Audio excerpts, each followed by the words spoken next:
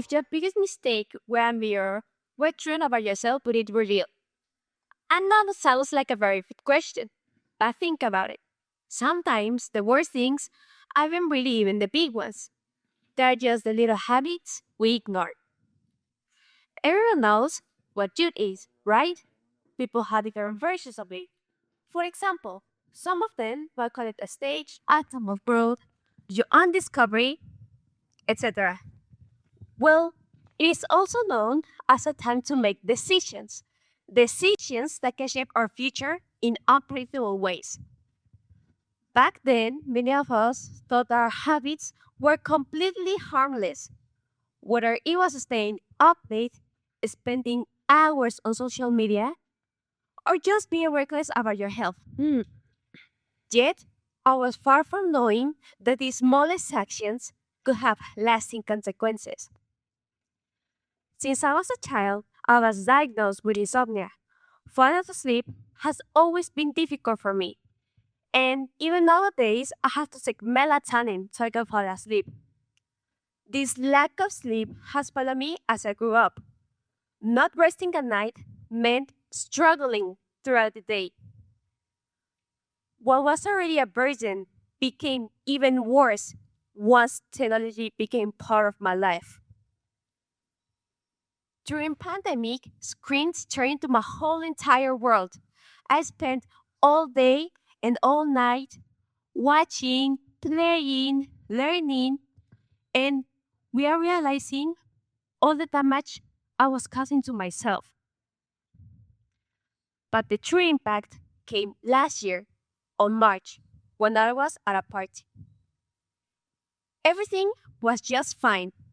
I was dancing, singing, and basically having the best time with my friends until El Payaso de Rodeo started.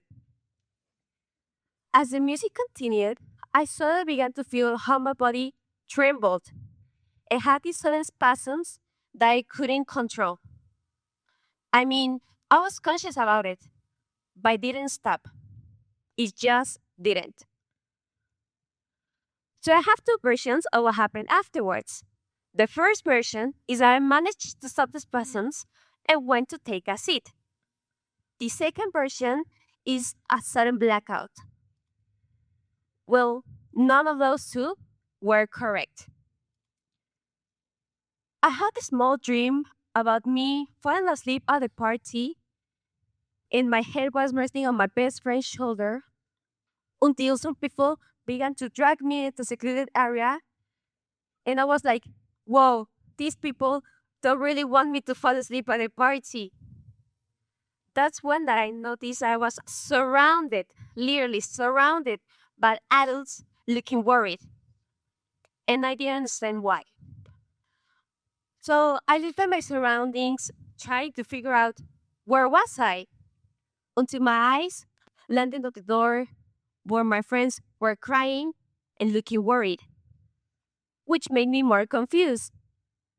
So as I lay down on the couch, they gave me my inhaler because they thought, oh, maybe she just had an asthma attack. And I really wish that was the case, but it wasn't.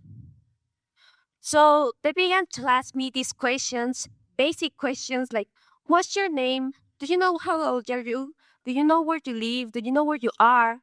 I was like, my name is Andrea. I'm 15. I live at Cotepec. I'm at a park.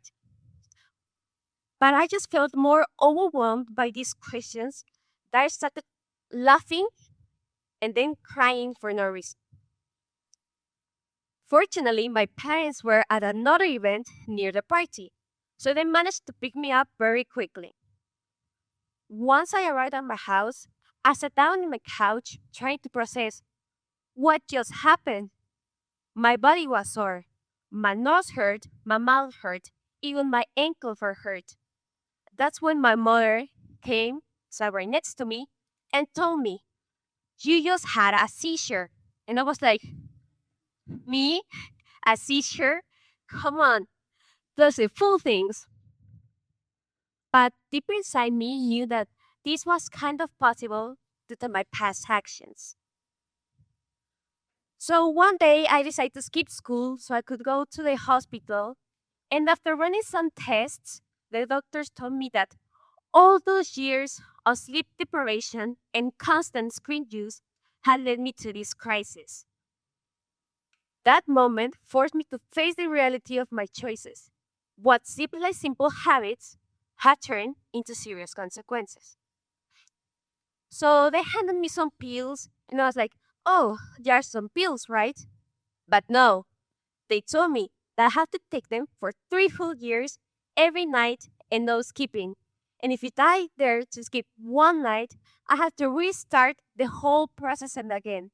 And I was like, 3 whole years? No, thank you. I'm too lazy for that. But I had to pull apart that laziness and replace it with responsibility. Because, well, come on, no one wants to live that way. Now, I try to protect my sleep, control my screen time, and I even value my health in way that I never did before. Because no one wants to risk their or future due to petty decisions. Even though this accident was serious and I really hope it doesn't happen again, it made me realize that this consequence was the right one. Strict, but necessary.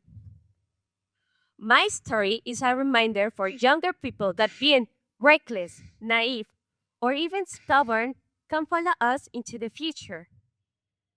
Remember what Mahatma Gandhi said once: the future depends on what you do today. So remember that the choices we make today will decide the adults we'll become tomorrow. Thank you.